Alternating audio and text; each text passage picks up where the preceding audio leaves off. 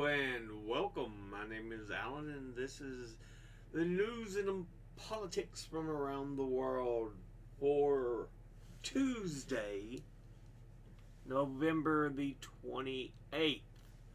Now,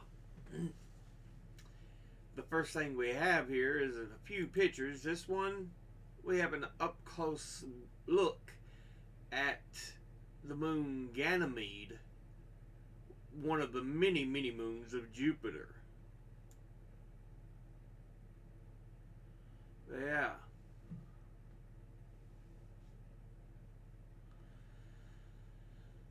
We get a better look at the moon of Jupiter called Ganymede. So, always something interesting to have. Now, let's look at some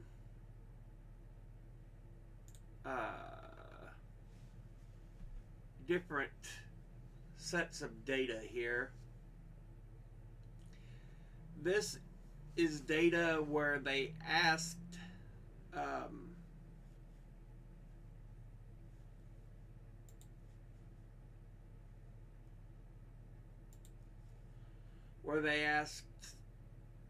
I think 6 countries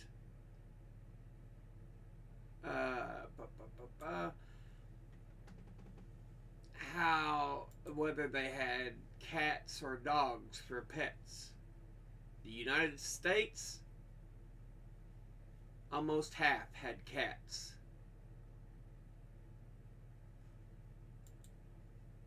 But in France, over half had a dog.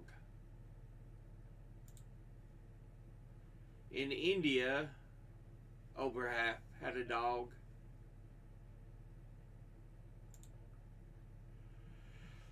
Meanwhile, Germany, so much cat owners. Japan, I thought they'd have more cats the way you see it online and stuff, but apparently the most they have is dog. Although it's pretty evenly divided, 36% dog, 29% cat, 23% both. So, but dog seems to win out just a bit. And the United Kingdom, it's pretty close between cat and dog, but dogs win out. So, yeah.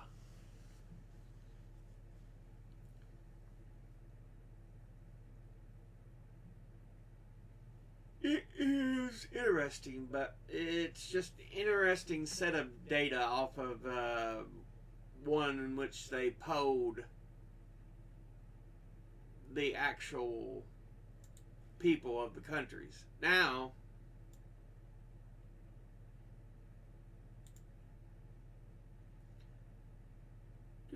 there we go.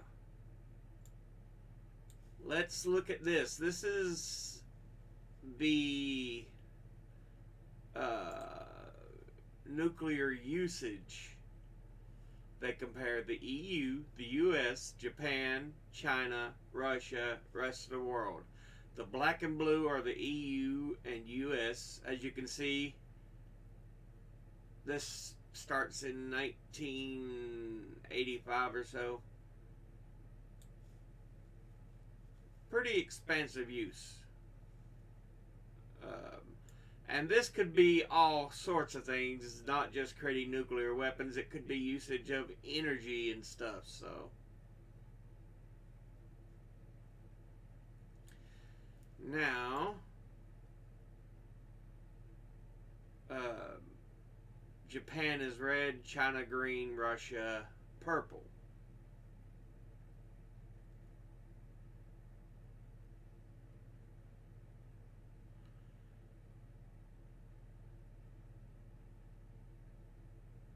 Now, as you can see, there is not really a China on the nuclear stage. Japan, Russia.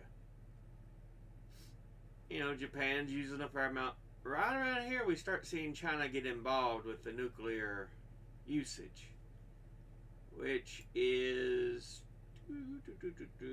95 or so. But as time goes on, they get used more and more. Japan's using a lot of nuclear power, nuclear usage. But notice how this falls off. You look back at when it was around 2011, 2012,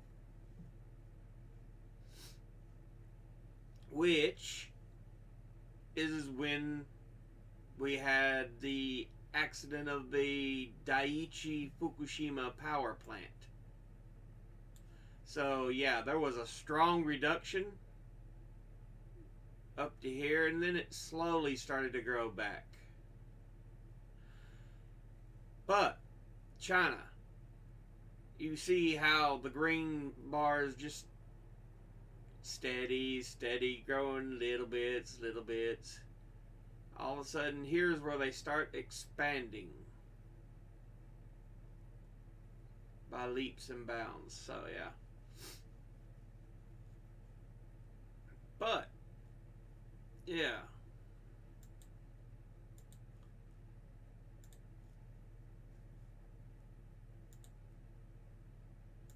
Okay, this one I can close. All right. But yeah, that's it's an interesting little chart to look at. Again, EU is the black, United States is the blue, Japan is the red,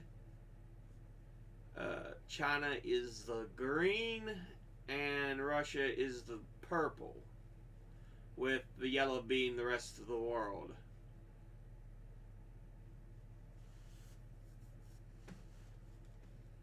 Now,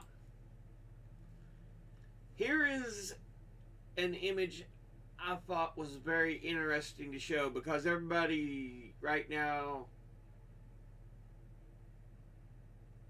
is, oh, look at what all the Jewish people went through before they formed Israel.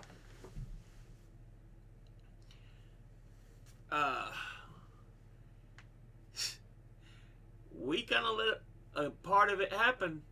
Jewish refugees fleeing Nazi Germany in 1939 weighed aboard the St. Louis before being turned away by Cuba and the United States. So yeah, I don't know if it was on the St. Louis or not, but I know Anne Frank was on one of the ships that tried to come to the U.S. and was turned back.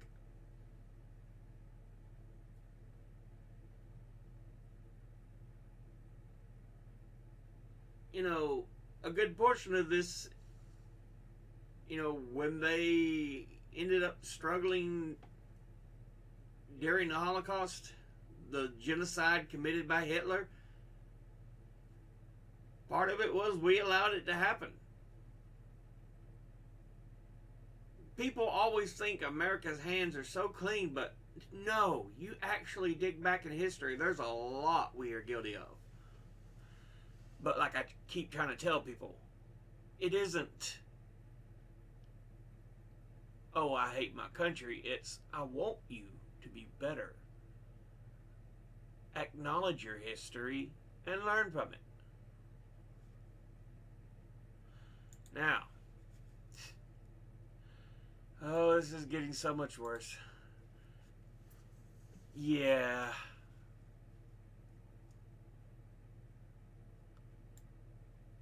Donald Trump says he never swore oath to support the Constitution.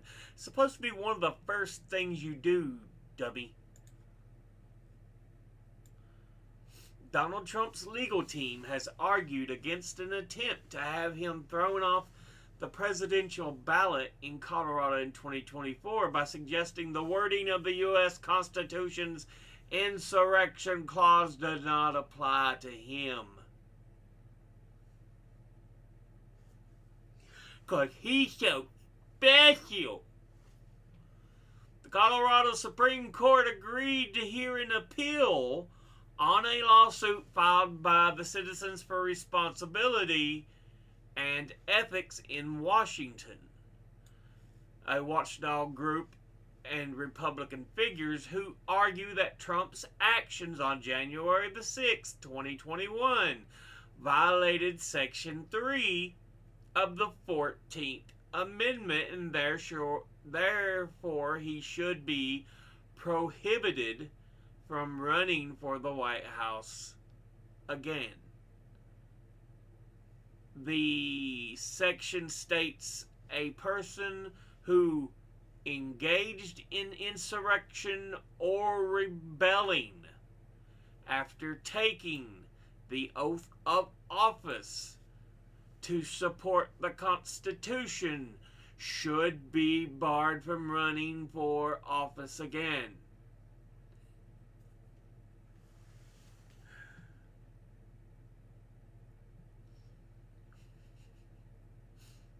So he's angry because he says, I technically didn't take. Really, dude? Really? It's not the part about the insurrection, it's I technically didn't take the oath of office. In a previous ruling, lower court judge Sarah B. Wallace said that Trump had engaged in insurrection on January the 6th, the day of the Capitol riot, but should remain on Colorado's primary ballot, as the wording of the 14th Amendment does not specifically mention preventing people from running for the presidency. In their appeal against the Colorado lawsuit, Trump's lawyers reiterated that the wording of Section 3 does not apply to people running for president, and that Trump technically did not swear in over an oath to support the Constitution. The fuck? That is one of the first things you do. Please raise your right hand. I hereby... Jeez almighty, that's such bullshit. And they think they can get through with it. Instead, during his January 2017 inauguration, Trump swore to preserve, protect, and defend the Constitution during his role as president.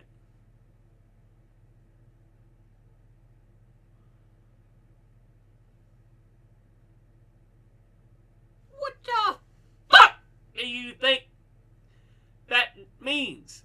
You are supporting the Constitution. God, he wants to quibble over fucking semantics.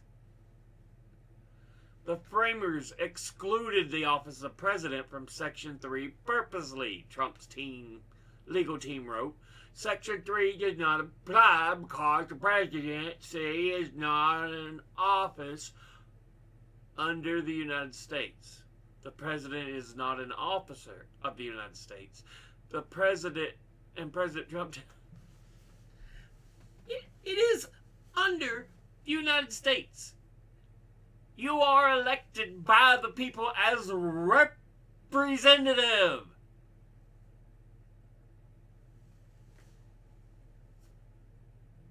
The fuck?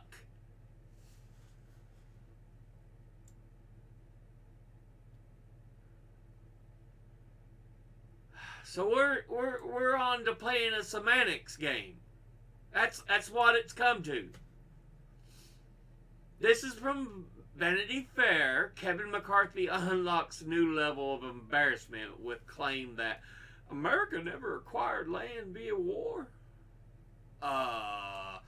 I would like to talk to you about the U.S.-Spanish War in 1898, where we acquired Puerto Rico, the Philippines, Northern Mariana Islands,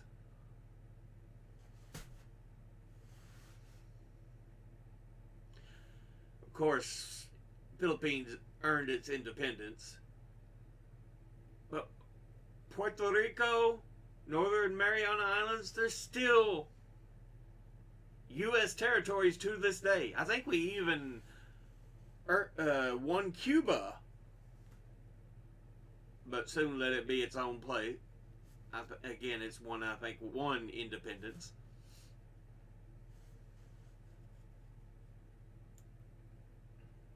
But yeah, such stupidity. Former House Speaker Kevin McCarthy has said and done a lot of massively cringeworthy stuff over the last several years, including but not limited to traveling to Mar-a-Lago to kiss Donald Trump's ring just weeks after condemning the ex-president for not denouncing the rioters who attacked on January 6th, lying about the events of January 6th to stay in Trump's good graces, losing the vote for House Speaker a whopping 14 times before dragging himself across the finish line on round 15.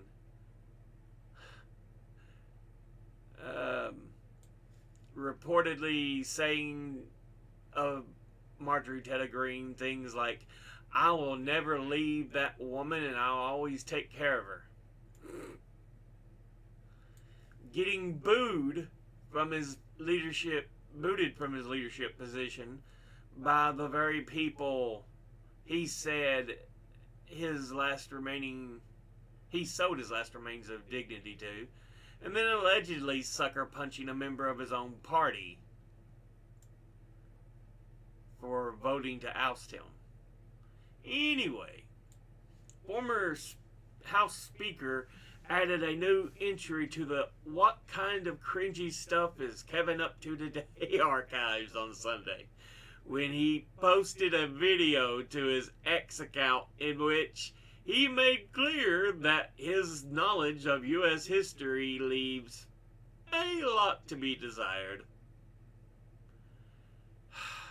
Appearing in a tuxedo at the unnamed event, possibly a gathering of politicians who had their lips sewn to the worst president in modern history's ass, possibly not, McCarthy declared, "In every single war that America has ever fought, we have never asked for land afterwards except for enough to bury the Oh, Lord. He is so fucking stupid! And you find this about a lot of Republicans, and it's like,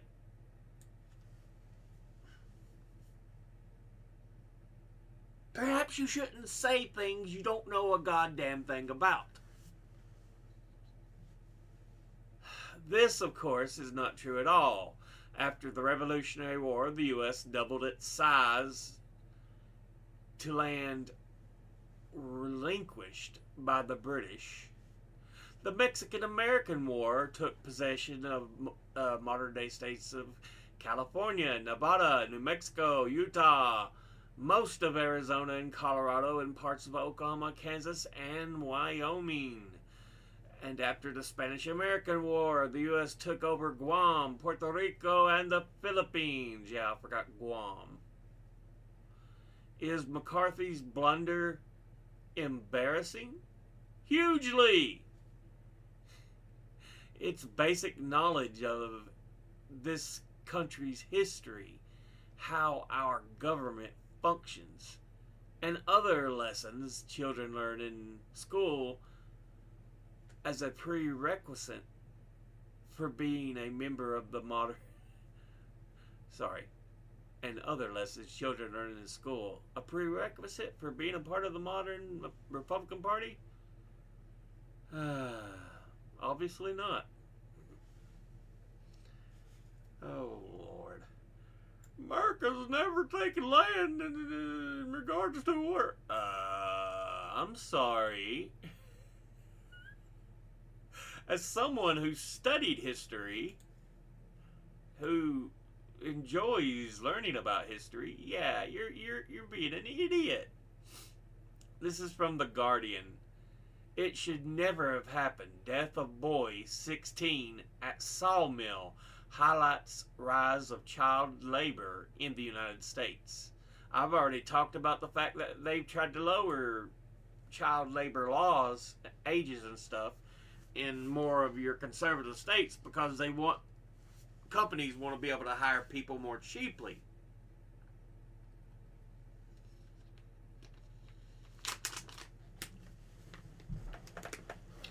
Michael Scholes died after getting trapped in dangerous machinery at a mill in Wisconsin. But across the U.S., conservative groups are pushing to loosen laws that protect children in the workplace.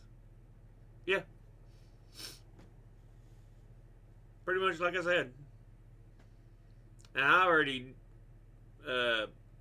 have put this in one of my videos. I don't think it was solely about the lowering the age. I think it was a news video. But yeah, we already talked about the ages being lowered. Yeah.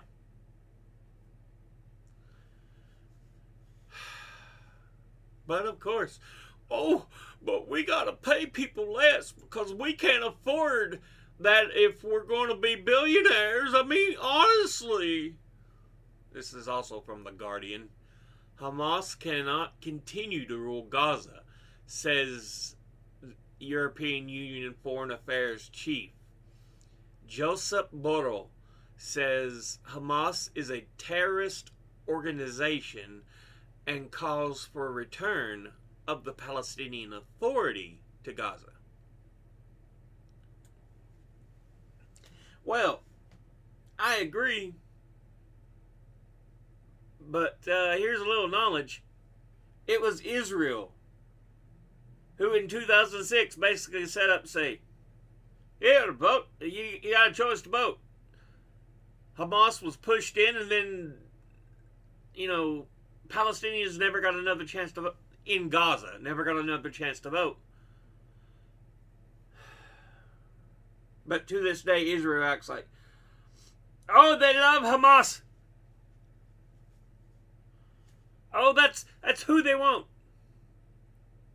That's who they voted for 18 years ago.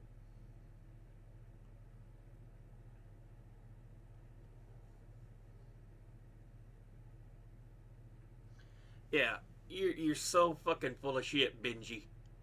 Or I think as his actual nickname in Israel is, Bibi.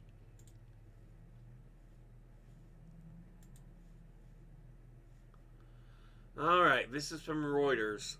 Putin won't make peace in Ukraine before 2024 U.S. election, according to a U.S. official. Russian President Vladimir Putin will not make peace in Ukraine before he knows the results of the November 2024 U.S. election, a senior U.S. State Department official said on Tuesday amid concerns that a potential victory for former President Donald Trump could upend Western support for Kyiv. Trump, who is seeking re-election in 2024, is the leading candidate for the Republican presidential nomination, has been sharply critical of U.S. support for Kyiv.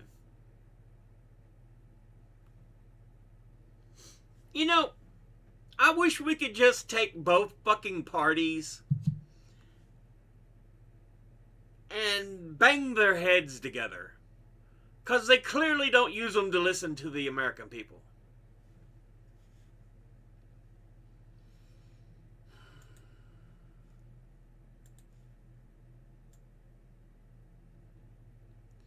And this also from Reuters. India jubilant as all trapped workers rescued from Himalayan tunnel.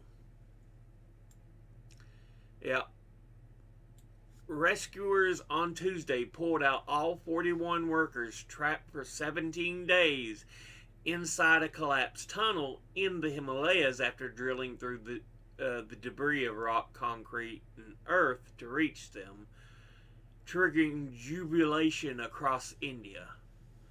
The evacuation of the men, low-wage workers for some of India's poorest states, began more than 6 hours after rescuers broke through the debris in the tunnel in Uttarakhand state, which caved in on November the 12th. They were pulled out on wheeled stretchers through a 90 centimeter or 3 foot wide steel pipe. That's still tight, with the entire process being completed in about an hour. Their condition is first class and absolutely fine, just like yours or mine. There is no tension about their health, said Wakil Hassan, a rescue team leader.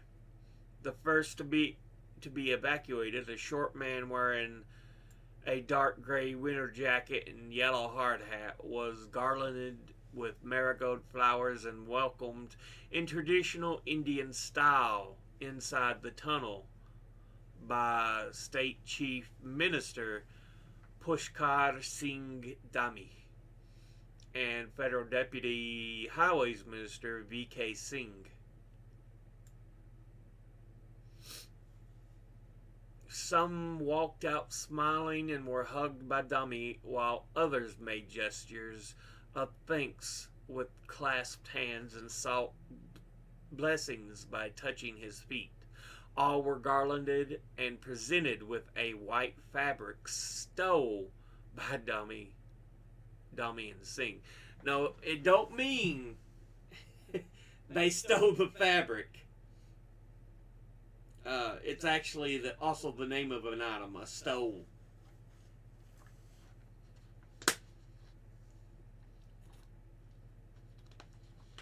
Just wanted to clarify that. I want to say to the friends who were trapped in the tunnel that your courage and patience is inspiring everyone. Prime Minister Narendra Modi posted on social media platform X. Well, I'm glad they got the guys out. It's good to hear a good news story.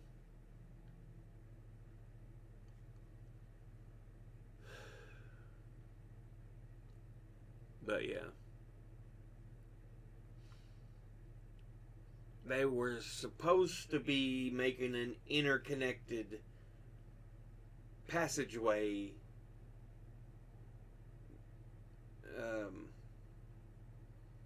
so that it would be several routes to one of the holiest locations in Hinduism, I think it is. But yeah. Now, gonna have you hush here for a moment, my friend, while we get into this.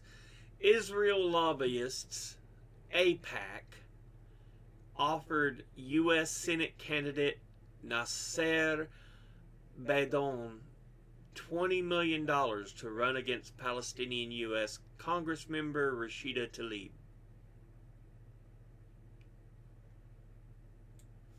So, yeah.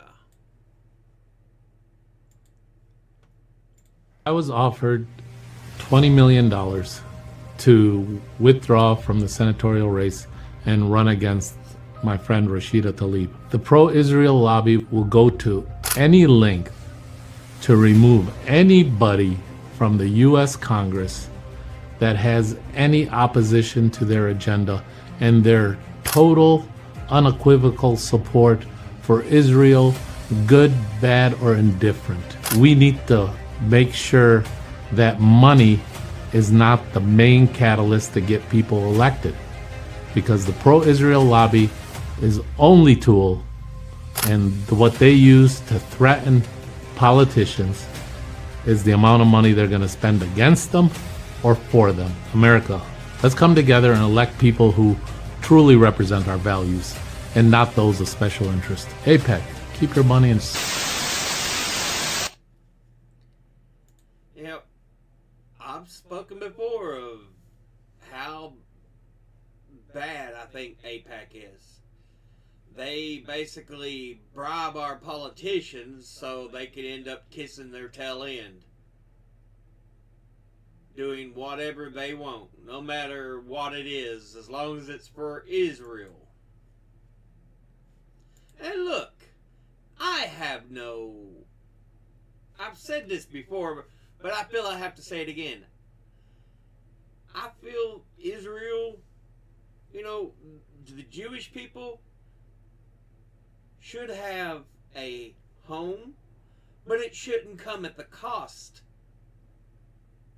of pushing the Palestinians out of theirs. Let's be honest about this.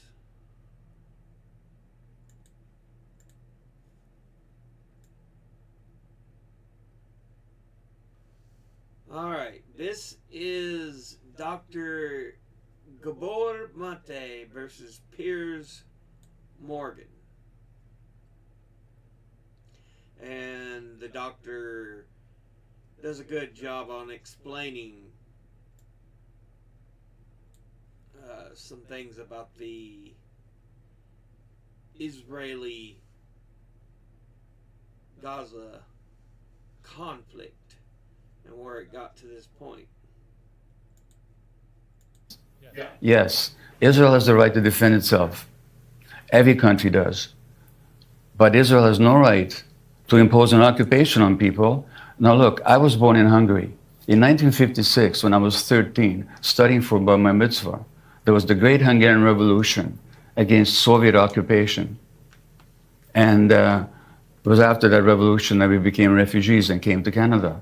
Now, did Russia have the right to defend itself against the Hungarian revolutionaries?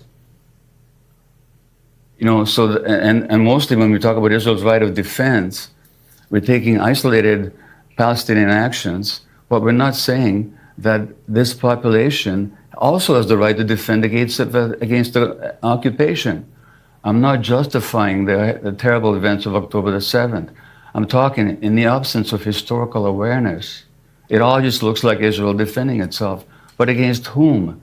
Against the population that has been massacring in a number of thousands for 80 years and taking their lands and destroying their homes and jailing their children and torturing them. That's the history. Now, unless we know that, it all looks like this poor little country trying to defend itself. But against whom? Against people it's been occupying and displacing for 80 years. That's the history, as Israeli historians have shown. I don't make this stuff up. I wish it wasn't true. I wish I could believe in the dream of the Jewish state. I love that dream. Except I found out at what price, at what nightmare that imposed on the Palestinians. Yeah, exactly. I believe that's something I just said. The Jewish people should have a home, but it shouldn't be at the expense of another people's.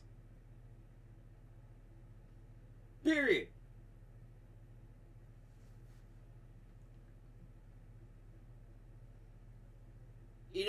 What saddens me is I know looking back on our history, this will be seen as a huge blemish mark.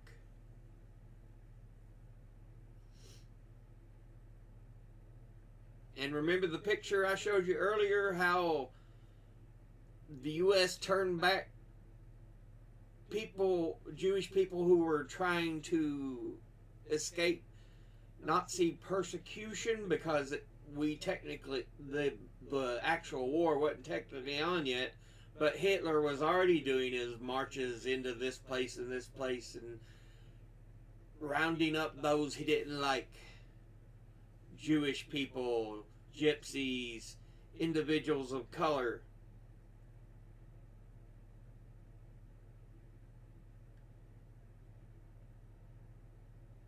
Yeah.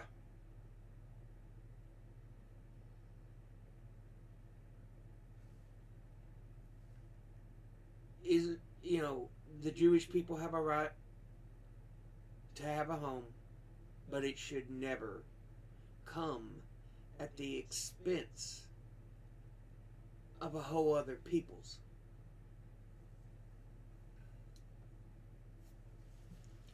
And unfortunately, that is what is happening. But I think I will go ahead and end this episode here. As always, educate thyself, think, read, study, learn. Someone tells you something you have trouble believing, ask them to cite their sources. I'll be putting mine in the description box below the video. Thank you all for watching. I'll see you all in the next one. Until then,